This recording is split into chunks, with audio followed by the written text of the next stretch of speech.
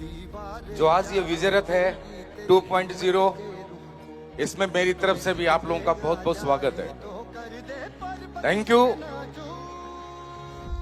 मैं सोच सकता हूं आप लोग सुबह बहुत सारे लोग 9 बजे पहुंचे होंगे, कुछ लोग 10 बजे आए होंगे, कुछ 11, कुछ 12, काफी टाइम हो चुका है, लेकिन उसके बावजूद भी आप अभी तक यहाँ रुके हो, यहाँ बने हुए हो। मैं काफी देर से आ रहा हूँ, स्टेज पे देख रहा हूँ, आप यहाँ पे रुके हैं, इसका मतलब मैं बोल सकता हूँ कि कुछ तो है, कुछ तो है जो अभी तक आप रुके हुए हैं। और आपकी वजह से मैं बोल सकता हूँ, आप सबकी वजह से आज का ये विजय रथ, आज की शाम बहुत जबरदस्त है मेरे दोस्त। तो मुझे भी मौका मिला है, इस साल का ये पहला विजय रथ शुरुआत बिहार की धरती से हुआ है। मैं बोल सकता हूं आप लोगों ने इस विजय रथ के अंदर आज इस मंच के माध्यम से बहुत सारे लोगों को सुना होगा। काफी लोग आपके बीच में आए, उन्होंने अपनी सक्सेस स्टोरी बताई कि पहले क्या थे असली पेश में आने से पहले, और आज वो क्या बन चुके हैं, कहां से कहां उनकी जिंदगी उनको लेके पहुंची है। मेरे दोस्त, मैं भी मेरे बारे में कुछ बात बताना चाहूंगा, लेकिन उससे पहले आज आपके और हमारे बीच में बहुत सारे अचीवर आए जिन्होंने बिल्कुल ऑर्गेनाइजेशन इतने कम टाइम के अंदर वो इस कंपनी के क्राउन डायमंड बने हैं। और आज इस स्टेज के ऊपर गुरुजी के माध्यम से आज आपने देखा होगा 93 लाख का चेक। 93 मीन्स पूरा 1 करोड़। मेरे दोस्त, मैं अभी भी देखता हूं, सोचता हूं, बाकी दुनिया का मुझे नहीं पता, लेकिन एक आम आदमी की जिंदगी में पूरी जिंदगी गुजर जाती है, करोड़ रुपए नहीं आते एक आम आदमी की जिंदगी में। मुझे इस बात की बेहद खुशी है। मैं क्या हूं आज मुझे नहीं पता, लेकिन आज जिस लड़के को मैंने भरोसा दिलाया, जिसको मैंने असली पेश में शुरुआत करवाई, आज वो क्राउन डायमंड बनके जब यहां मंच पे आया, मेरे दोस्त, मैं बोल सकता हूं मेरे लिए इससे बड़ा खुशी का दिन आज है ही नहीं कोई भी, इससे खुशी का दिन नहीं है। तो मैं सबसे पहले कृष्ण बलवाड़ा जी को, और मैडम भी साथ में है, और छोटा क्राउन डायमंड भी साथ में है, तो इनको बहुत बहुत बधाई देना चाहूंगा इतनी बड़ी अचीवमेंट के लिए। मेरी तरफ से आप ऐसे ही तरक्की करते रहें। उसके बाद जितने भी लोग हमारे यहाँ पे आए, चाहे वो ब्लैक डायमंड हो, चाहे वो ब्लू डायमंड हो, चाहे डायमंड हो, चाहे स्टार सफायर हो, चाहे सफायर, चाहे रूबी स्टार, चाहे वो टोपाज हो, और भी बहुत सारे लोग आएंगे।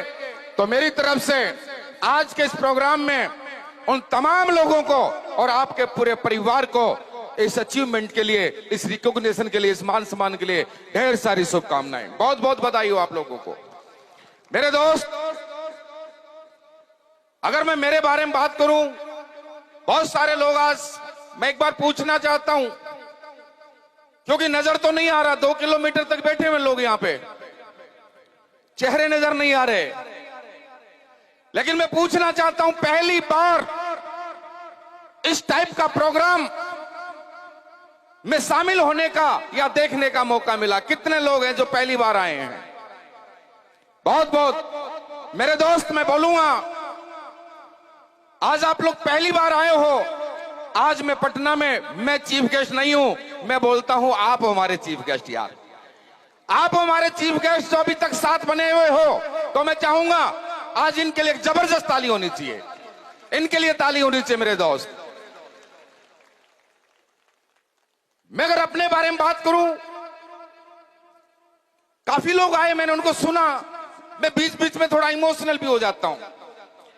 मेरे दोस्त, मेरे अगर बैकग्राउंड की बात करूं, मुझे ऐसा नहीं लगता कि मेरे जैसा कोई आदमी बैठा होगा यहां पे, क्योंकि मेरे दोस्त, मेरा जो वक्त है ना, बहुत गरीबी से गुजरा हुआ है। आज मैं क्या हूं, एसलीपीएस ने क्या दे दिया मुझे, कहां से कहां पहुंचा दिया ये मुझे नहीं पता, वो आज की बात है। लेकिन जब एसलीपीएस से आने से पहले की मैं बात करूं, मेरे बचपन की बात करूं, मेरे परिवार में मैं सबसे बड़ा। पिताजी मेरे मजदूरी करते थे। मजदूरी समझते होंगे आप लोग, मजदूरी करते थे। मजदूरी करते करते बीमार रहने लग गए। 8वीं क्लास में जब मैं था मेरे दोस्त, मुझे मजदूरी करने जाना पड़ता था। कभी स्कूल, कभी मजदूरी, कभी स्कूल, कभी मजदूरी। क्यों? घर में बड़ा, पिताजी बीमार, 2 छोटे भाई, माता पिता, पेट तो भरना पड़ेगा, उसके लिए मजदूरी करना पड़ता था। मैंने सारे काम किए मेरे दोस्त।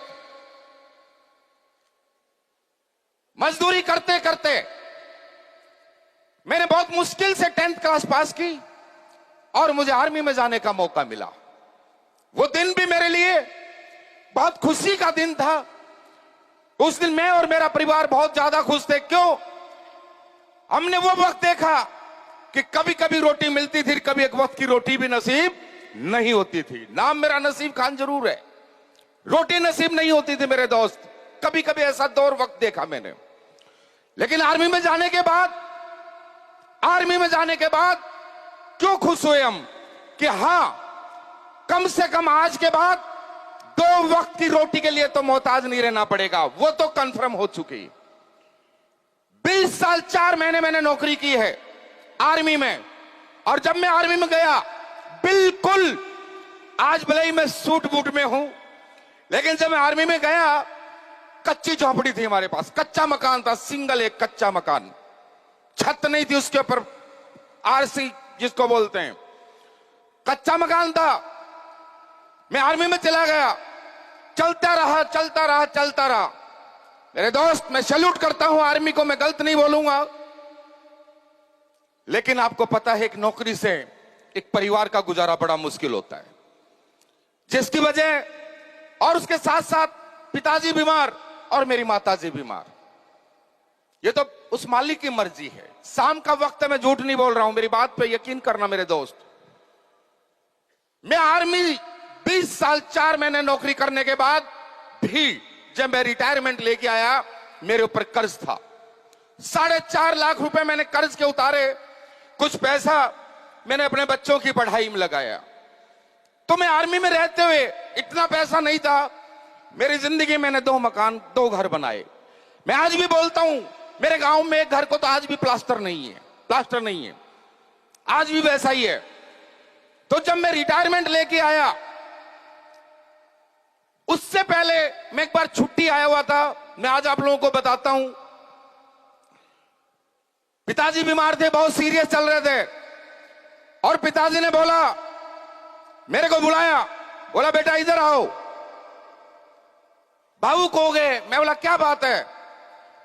बोला बेटा मुझे ऐसा लगता है कि अब किसी भी वक्त हमें जाना पड़ सकता है। मेरे को कहां जाना? मुझे ऐसा लगता है कि अब उस मालिक का बुलावा बहुत जल्द आने वाला है। मैंने बोला ऐसी क्यों बात कर रहे हो आप? ऐसी क्यों बात कर रहे हो? बोला हाँ मुझे बेटा एहसास हो रहा है, लेकिन तेरे को एक बात बोल के जाता हूं मैं, और बोलना चाहता हूं। मैंने बोल लिया पिताजी। बोला बेटा ये तेरे छोटे भाई हैं, तू गवर्नमेंट नौकरी करता है, तेरे पास सरकार की नौकरी है, तेरी दाल रोटी चलेगी। आज इन दोनों के पास कुछ नहीं है, ये तेरी तरह मजदूरी करते हैं अभी आज भी, जो तूने किया। मैं इस दुनिया से चला जाऊं तो एक काम जरूर करना, इन दोनों भाइयों को बाप का साया सर से उठ गया ये कभी महसूस मत होने देना। मेरे दोस्त आपको आज बताना चाहता हूं, अचानक वो वक्त आ चुका और मेरे पिताजी एक्सपायर हो गए। लास्ट उस टाइम में चंडीगढ़ में पोस्टिंग था आर्मी में, और मेरे घर से फोन आया कि यार तेरे पिताजी एक्सपायर हो गए। और मैं घर आया, यूं मेरे पिताजी का जनाजा, और मेरे दोनों भाई खड़े होकर रो रहे थे। मैंने क्यों रो रहे हो? बोलो पिताजी गए। मैंने नो, पिताजी मेरे गए हैं, तुम्हारे लिए तो भाई तुम्हारा खड़ा है, टेंशन लेने की जरूरत नहीं है, टेंशन लेने की जरूरत नहीं। मेरे दोस्त, वो वक्त याद था, मैं जैसे आर्मी से आया 2 घर बनाए थे, दोनों मैंने भाइयों को दे दिए और मेरे पास कुछ नहीं बचा। कुछ पैसा दे दिया, घर दे दिया, और मेरी मिसेज को लेकर के, मैं रहने वाला हरियाणा से हूं, मैं राजस्थान चला गया उनको पढ़ाई करवाने के लिए, एक सोच के साथ कि हां अब 2 बेटे नसीब, अगर ये पढ़ाई पढ़ जाएंगे अच्छी सी तो इनकी नौकरी लग जाएगी, इनकी भी जिंदगी सुधर जाएगी, अपना भी बुढ़ापा सुधर जाएगा। इस सोच के साथ झुंझुनू राजस्थान में एक डिस्ट्रिक्ट है, वहां पे मैंने बच्चों को पढ़ाने की शुरुआत कर दी। और मेरे पास कुछ भी नहीं, किराए के मकान में मैंने इस काम की रहना शुरू किया और दोनों बच्चों को पढ़ाना शुरू किया। मेरे दोस्त, महज 12,000 रुपए मेरी आर्मी से पेंशन आती थी। क्या लगता 12,000 रुपए में किसी परिवार का खर्चा एक शहर में चल सकता है? कभी नहीं चल सकता मेरे दोस्त। लास्ट आखिर मेरे को जॉब की नौबत आई कि मुझे भी जॉब ढूंढना पड़ेगा। जॉब ढूंढने के लिए मैं निकला, जॉब ढूंढने के लिए निकला, बहुत जगह मैंने ट्राई की, लेकिन 15,000, लास्ट 20,000। और बात भी सही है, 10 पढ़ा लिखा इंसान, एक रिटायर फौजी, उसको 50,000 और लाख रुपए कौन देगा? क्योंकि मेरे पास तो ना कोई क्वालिफिकेशन, ना कोई एक्सपीरियंस, ना कोई टैलेंट, कुछ नहीं। 10 पढ़ा लिखा एक रिटायर फौजी, ज्यादा से ज्यादा किसी न किसी के सिक्योरिटी गार्ड की नौकरी मिलेगी। मेरे दोस्त, मेरे घर वालों को बोला मुझे जाना पड़ेगा और बाहर रहना पड़ेगा। तो मेरे मामा जी नगर परिषद में कॉन्ट्रैक्टर का काम करते थे। एक दिन मैंने सुबह सुबह गया, मैं उनको बताया कि मेरे को जॉब के लिए जाना पड़ेगा, बच्चों को संभाल लेना, पीछे से अगर मैं नहीं आऊं तो पढ़ाई करते हैं। तो मेरे मामा जी बोले कितनी सैलरी मिलेगी? मैंने बोला यही 15,000 20,000।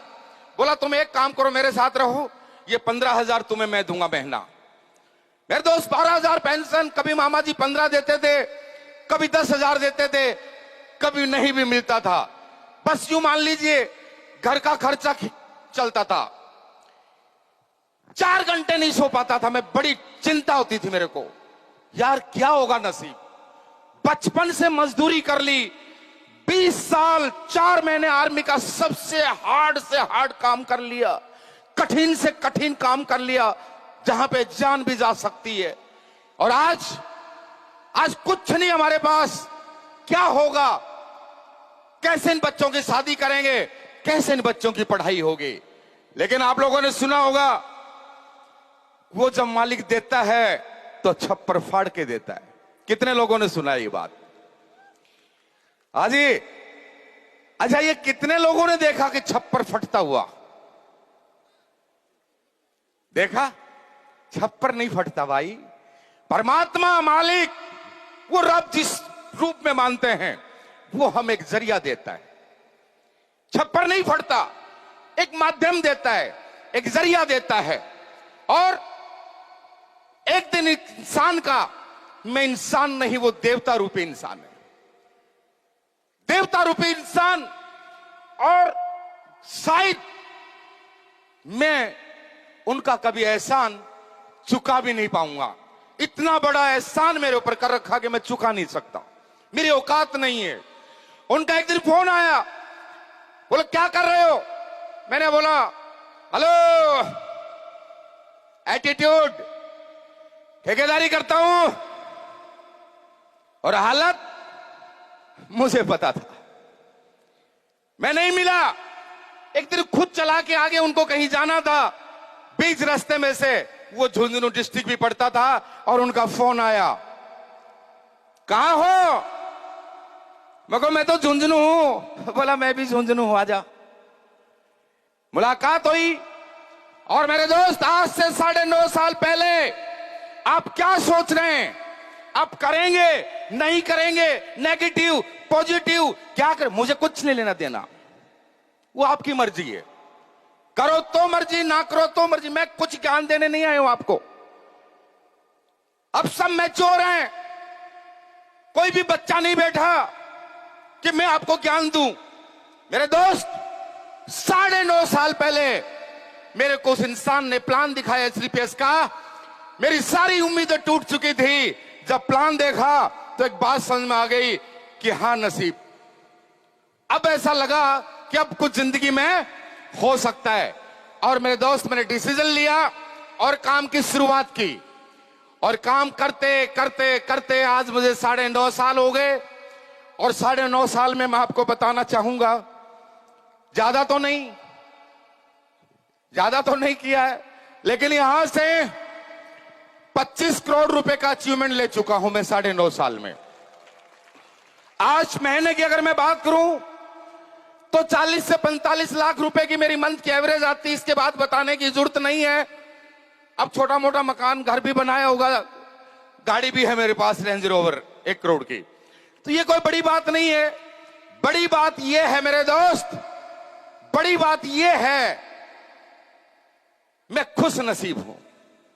मेरा नाम नसीब नहीं, मैं खुश नसीब हूं कि मेरे को जीतते जी उस मालिक ने एक देवता रूपी इंसान भेजा और एक प्लेटफॉर्म दिया मेरे को, एक इंडस्ट्री का इंडस्ट्री बताई। काश मेरी जिंदगी में यह प्लेटफॉर्म नहीं आता, काश मेरी जिंदगी में यह WPL का प्लेटफॉर्म नहीं आता, तो नसीब वही 15,000 का है। आज भी अगर यह जिंदगी से साइड हो जाए तो आज भी नसीब को 15,000 की नौकरी। मेरी क्वालिटी, मेरी वैल्यू तो 15,000 की है, लेकिन ये जो वैल्यू अभी बनाई है, इसके पीछे 2 चीजों का हाथ है। सुनना चाहोगे? सुनना चाहोगे? 1 मिनट और बात करूंगा, सुनना चाहोगे? बस 2 ताकत मेरे पीछे थी, वरना मैं तो आज भी 15,000 का ही हूं। एक वो इंसान जिसने इतनी जबरदस्त इंडस्ट्री बनाई, platform AWPL, doctor Sanjeev Kumar sir के लिए एक जबरदस्त ताली। काश अगर ये प्लेटफॉर्म नहीं होता, अरे कौन पूछता मेरे जैसे को। और दूसरा, वो इंसान मैं भूल नहीं सकता।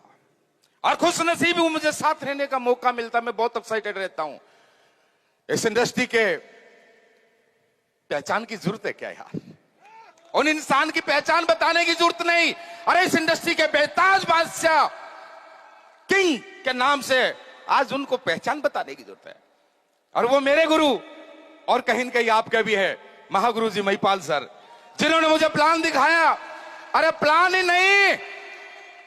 नहीं, मेरे जैसे इंसान को पकड़ करके, खींच करके, कान मरोड़ करके, तोड़ करके कंपनी के 16 लेवल करवा दिए। अरे मैं तो बोलता हूं गुरुजी ऐसे ही लगे रहना, इधर वाला मरोड़ो तो इधर वाला ब्रांड एम्बेसडर बना देना। समझ में आई बात? तो आज अगर गुरुजी मेरी जिंदगी में नहीं होते, नहीं आते, ये प्लान नहीं दिखाते, तो नसीब की कोई वैल्यू नहीं। तो मेरे दोस्त, अगर कोई इंसान सोचे कि सब कुछ मेहनत से होता है, अरे मेहनत से कुछ नहीं होता। आप सारे के सारे मेहनती, कर्मठ, ईमानदार लोग बैठे हैं। कहीं न कहीं मेहनत आपने भी की और मेहनत हमारे बुजुर्गों ने भी की होगी। क्या कामचोर थे? कामचोर नहीं।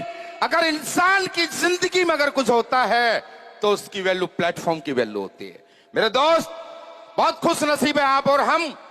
इस जन्म में, इस युग में हम सबको अपने माँ बाप के, अपने परिवार के सपने पूरे करने के लिए एक दमदार प्लेटफॉर्म मिला। मेरे दोस्त, सौभाग्यशाली हम। अगर मेरी जिंदगी में यह सब हो सकता है तो यहां पर बैठा हर एक शख्स की जिंदगी में यह हो सकता है। बस मेरी जिंदगी में मैंने 2 काम किए। मैंने कभी भी, जैसे वो शर्मा जी आए थे ना, कहां शर्मा सर?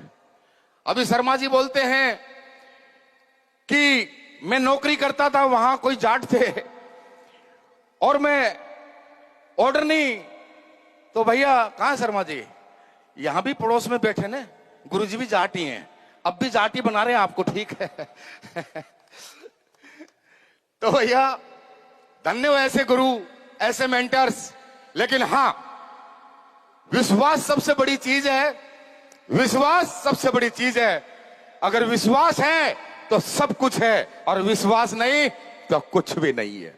आज हमने AWPL पे भरोसा किया और हमारे गुरुजी पे भरोसा किया, और हमने तो उस टाइम भरोसा किया जब कंपनी को चले हुए 1 साल हुआ था और 6 से 7 प्रोडक्ट थे। उस समय कंपनी में कोई करोड़पति नहीं था। अरे आज तो ये जो बैठे ना, जितने भी कम से कम 150 लोग बैठे ना, तकरीबन सारे लग्जरी कार के मालिक हैं। उस समय तो कार का नाम भी नहीं सुना था। क्या कार होती है, क्या करोड़पति। अरे हमने तो उस टाइम भरोसा किया था, और आज कंपनी की पहचान और नाम बताने की जरूरत नहीं, हिंदुस्तान में डंका बजता है। और आज भी मुझे गला फाड़ के आप सब लोगों को बताना पड़े, आज भी बताना पड़े, तो या तो आप मूर्ख हो या फिर मैं मूर्ख हूं। तो दोस्तों यकीन करिए, आप लोग यहां पे रुके हैं, मुझे सुना, आपके जितने भी यहां पे आए थे सब आपके भाई हैं। और एक और मैं आप लोगों को बोलना चाहता हूं, आज उस इंसान की वजह से मेरी जिंदगी बदली है। मेरे दोस्त सुन लेना, सुन लेना, मैं गारंटी तो नहीं दूंगा क्योंकि मैं कोई खुदा नहीं हूं, भगवान नहीं, इंसान हूं। लेकिन अगर आपने सुन लिया और उनकी एक बात भी समझ में आ गई ना, अगले नसीब खान आप बनोगे, आप बनोगे, मैं बता रहा हूं। तो मेरे दोस्त, आपको सभी को बहुत बहुत बधाई हो, ढेर सारी शुभकामनाएं, और इस शो को, इस जश्न को, विजय रथ को इतना खूबसूरत बनाया, उसके लिए मेरी तरफ से बहुत बहुत धन्यवाद। तो thank you, wish all the best and go royal ambassador. आगे नहीं बोल सकता। थैंक यू दोस्तों, बहुत बहुत धन्यवाद। Thank you so much sir. जोरदार तालियां हो जाए नसीब सर के लिए, जोरदार ढेर सारी तालियां।